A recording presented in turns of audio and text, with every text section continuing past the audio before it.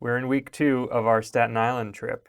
And before we get into the route, Jesse and I wanted to talk a little bit about just the idea of living in Staten Island, because we have been very impressed with Staten Island in general. It's true. And by no means are we thinking of settling down anywhere. So don't get any ideas, people that might be thinking that we're doing that. I mean, I have been thinking about it. Okay. Speak for yourself there. She's getting ideas. But I also think about living everywhere I go. Anytime we go on vacation, I think, ooh, could I move here? What would that be like? And then I go all into it. I get all excited. I have an overactive imagination, as they say. So I don't know how serious those thoughts are, but I have been thinking about it. Right. I'm the one that doesn't like to think about things until I'm ready to walk for a year around the city. So for me, it doesn't feel like a permanent thing. However, the point is, it has been really interesting to see all the things that Staten Island has to offer. And in addition to that, I don't think that anybody within our group of people that we know, our peers, age-wise, interest-wise, etc., I've never heard anybody say they're moving to Staten Island. No. And the only person I know that moved to Staten Island is my old boss at a restaurant that I worked at, who grew up in Bay Ridge and lived in Bay Ridge with his family and then moved out to Staten Island. But that's not a peer. Yeah. No, that's not a peer. But that's the only person that I know. But you did, at least you knew of one person that moved to Staten Island. Yeah. Do you remember what the conversation was like? It was after I worked there, so I got a social media update that said we're moving to Staten Island. Right. It wasn't really a conversation. Yeah. I think I thought I had a conversation with myself where I thought, wow, that's an interesting choice for them. I guess because they have kids maybe and there's more space and maybe it's cheaper and they could get a house and they had been living in an apartment. Right. It was purely a conversation with myself and it was all suppositions. And it was before I had ever really been to Staten Island. Right. So. Well, we've described your boss on the podcast previously, but you want to just refresh people? Spiro was my boss at Athena's Mediterranean Cuisine on 14th and 6th in Park Slope. Great food, great guy, grew up in Bay Ridge, very Greek. And had he was, I guess, how old is he? Probably he turned 40 while I was working there. So he's probably about 50 now. And just classic New York, Bay Ridge, Greek guy. And he has a wife from Colombia who is very nice, named Andrea, and 2 kids, Athena and George. And they lived in Bay Ridge until a few years ago, and now they live in Staten Island. Right. Is that descriptive enough? I think do you so. want to know? I would say that if I were to give a profile of him as well as a profile of many of the people living in Staten Island, there's a cross-section there. And not just what I would have thought before going to Staten Island for such an extended period of time, but now having spent a lot of time walking through it, it does seem to match up with him. As far as small business owner, family, man, New York City kind of got the New York City grit. Yeah, it's kind of like a white ethnic New York City vibe. Right. I think he matches that profile. Yeah, that makes sense. I hadn't really thought about that since we've been walking out there because, to be honest, what I thought Staten Island would be like was more of the white Irish Catholic firefighter policeman vibe. Mm-hmm. And I don't think of Spiro or the Greek Bay Ridge person to be linked like that.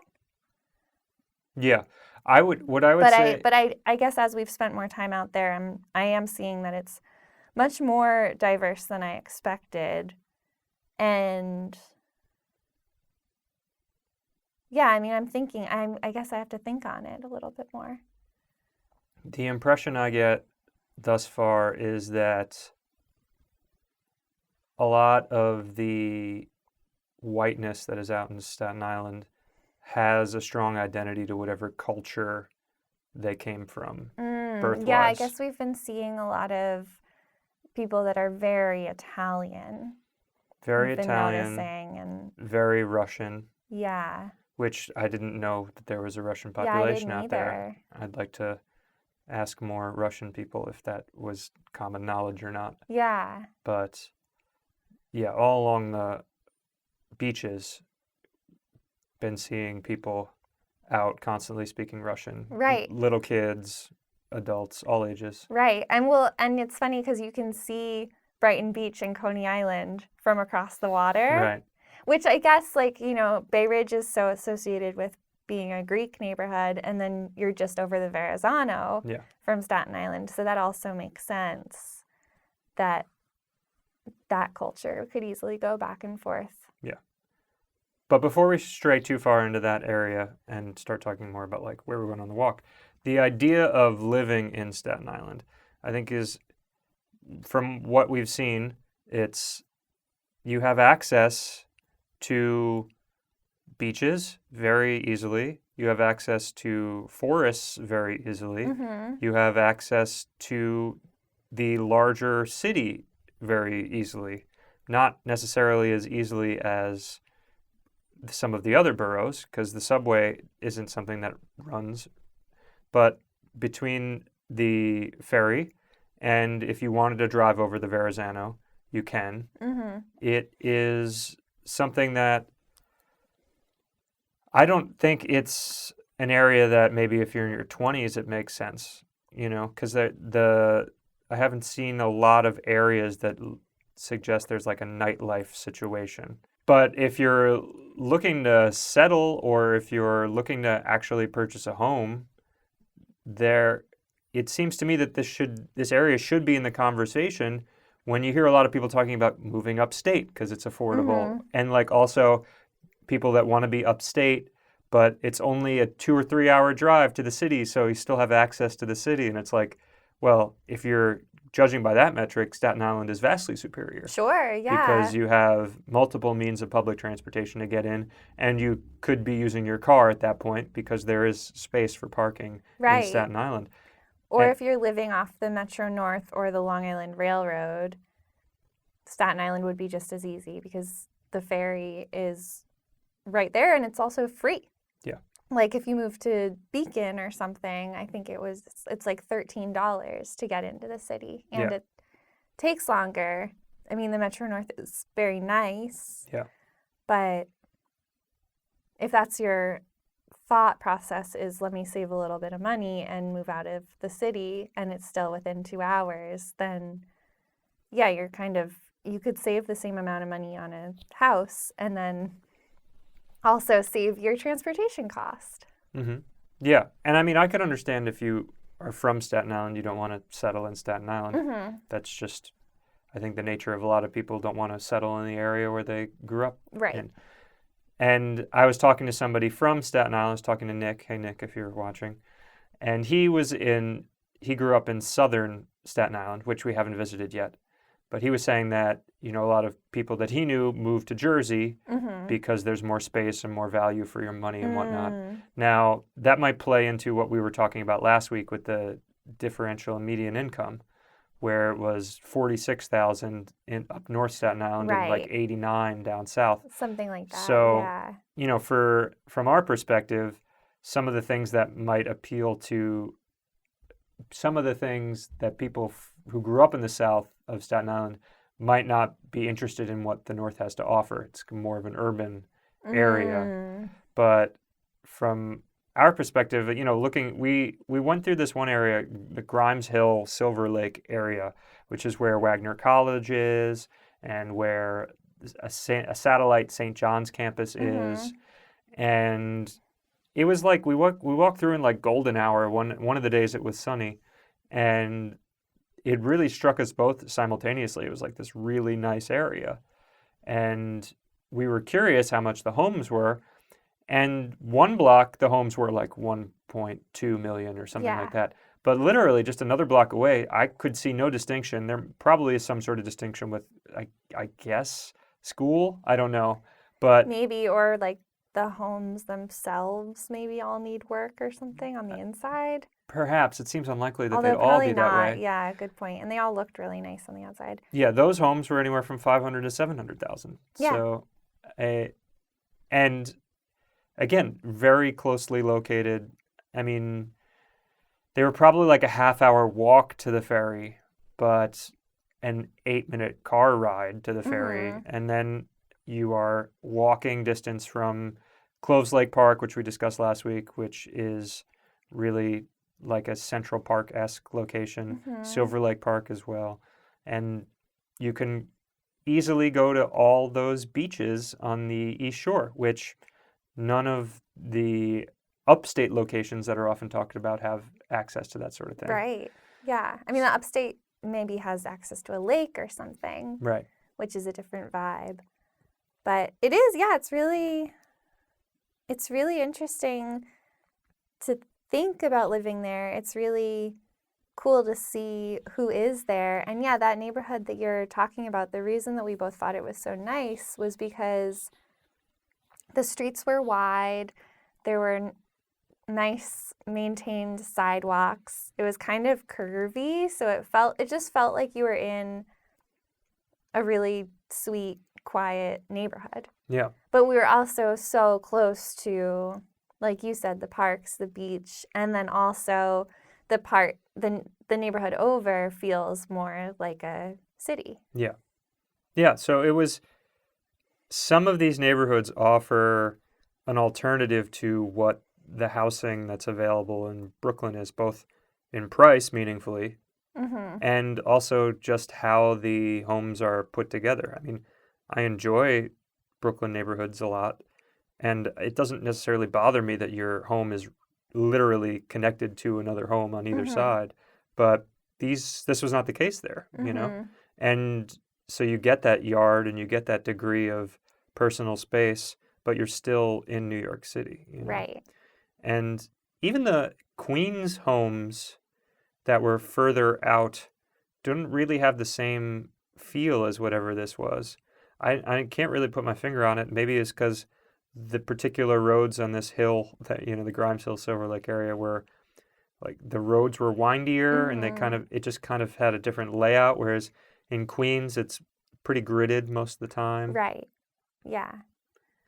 Yeah, I think that's it. yeah, I think that's it. And it's funny. I mean, it just feels like suburbs without actually being in the yeah. suburbs. It also has some elevation, whereas that doesn't exist in a lot of the other boroughs. Mhm. We didn't go to the highest point, but I was doing a little bit of reading before we started the episode, and this Todd Hill, Grimes Hill area is actually the Todd Hill, and specifically, which is like the next hill over, is the highest elevation south of Maine along the entire eastern seaboard, and That's so cool. and it's the highest point in the entire city.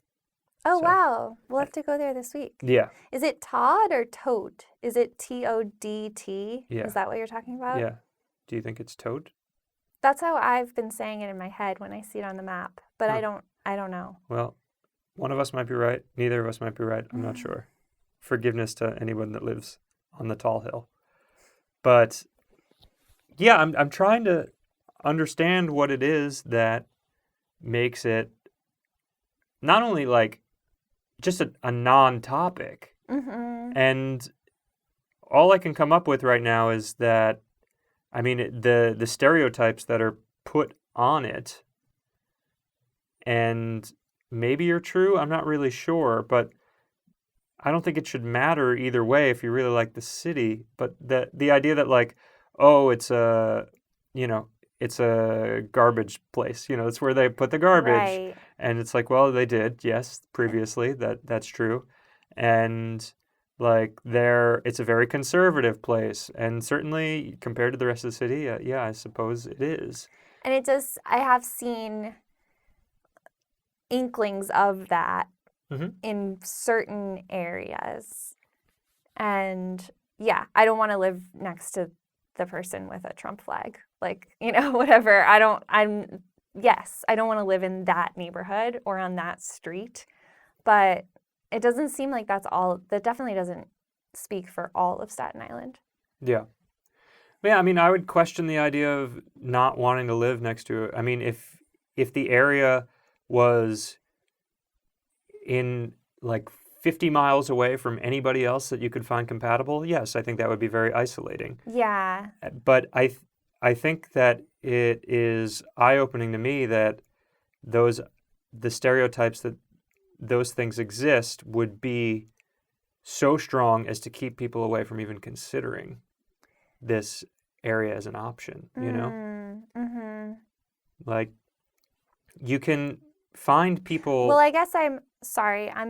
The thing that I'm actually picturing when I say I don't want to live next to the person with the Trump flag, I'm actually picturing this pickup truck that drove by us one day that had 2 Trump flags and also bumper stickers that were just like aggressive. Just like, oh, you liberals cried in 2016. I want to see you cry again. And like, I don't want to live next to that person. That's Right. it. Yeah. It's less about like what are your, I don't mind, like, if you go to church or something, great. If that's your conservative value, or if it's conservative as like a social thing. But once we start talking about the political spectrum these days, it gets a little trickier, Yeah. and it easily turns into that pickup truck person, which Yeah. is like, no one wants that.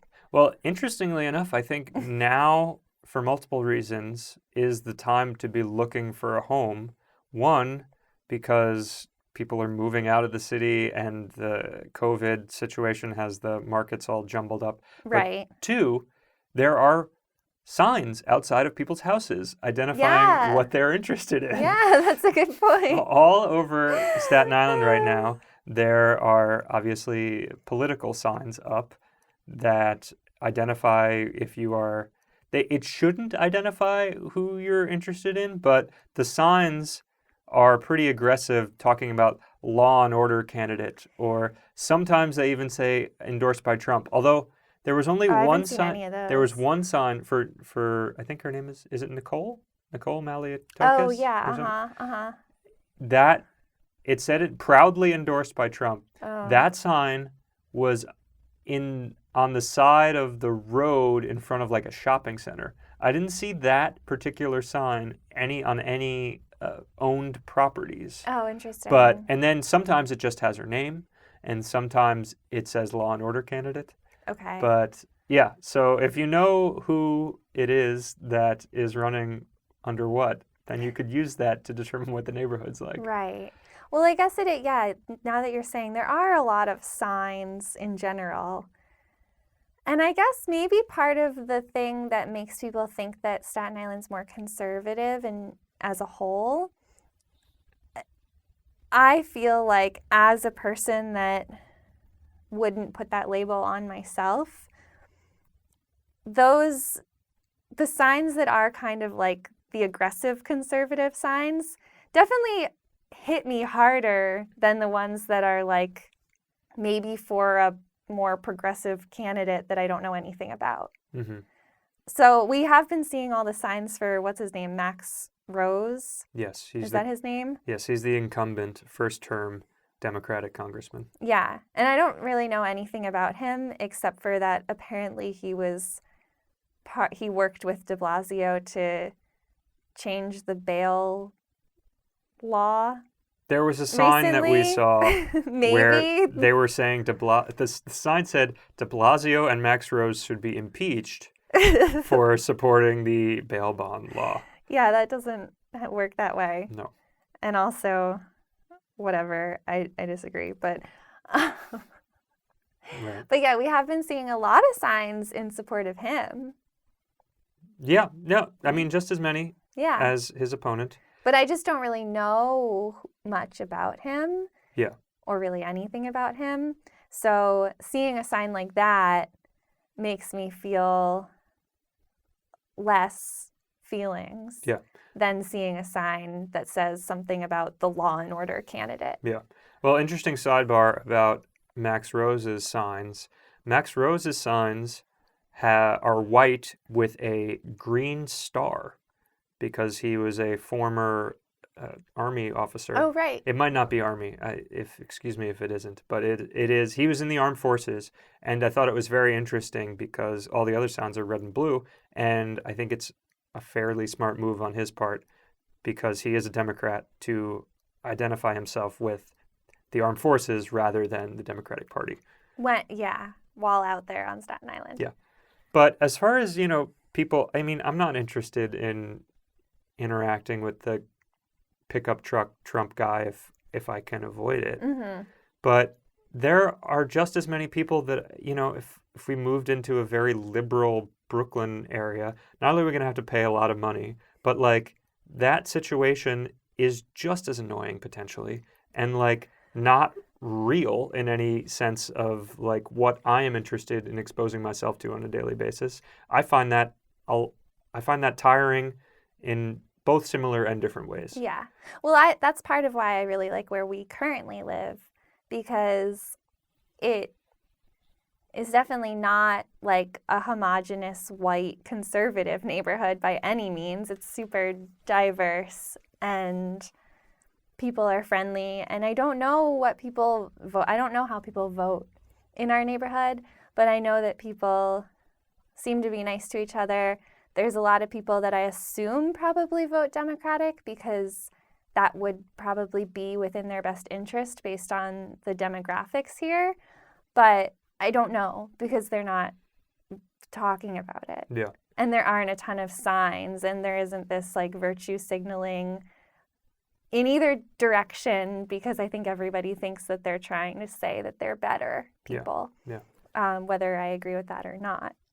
Well, I think that is an interesting, when you say white, homogenous, conservative group, I feel like my experiences of walking around this week was a lot more white-skinned people than last week. Mm-hmm. I would say that there is a diversity, though, within this experience, which I think from an outsider perspective, looking at it from a different borough, you think, well, there's no diversity within this spectrum of people. But in fact, that's not the case. And not only is it, I think maybe the reason we would think that is because a lot of people that are living in the other boroughs that are white-skinned don't identify as strongly with their cultural backgrounds. Yeah. So there is actually a diversity that might not be expected as a consequence. Right, that's true. And maybe because we just think of the yard signs and the conservative nature and the fact that maybe there's more suburban areas, we kind of lump it all as one. But I mean, we just talked about it. There was an area that was a Russian area. There was an area that was more Italian. Yeah. And we were definitely noticing those differences. Yeah. I guess we're figuring out why Staten Island is a challenge for people to want to move there, though. As we're trying to just navigate this conversation about what we've been seeing and what we feel it actually is, this is part of, I think, why people don't necessarily want to move out there. Well, it's wild.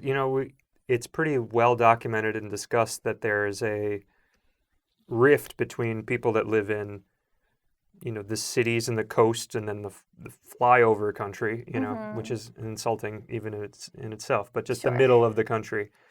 And that there's this cultural gap. But the gap even extends within the cities, that there are areas that, people can't bridge, even when there's a bridge that they can go to or take a boat over. It's still a thing that exists, and it's both ways too. And I imagine, like, if we talk to a bunch of people on Staten Island, they'd be like, good, we don't want you people coming over here, like right. There's a very strong identity for what Staten Island is.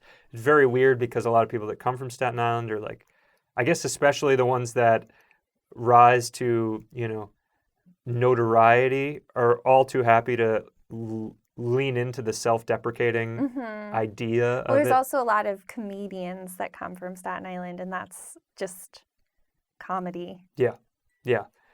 But yeah, I think there's also this idea that people want it to stay the way it is because it's their area, you know? Yeah. So I don't know. I would love to be able to talk to, we said this last week, I'd love to be able to talk to somebody that's politically invested there to find out what their opinion is on the situation.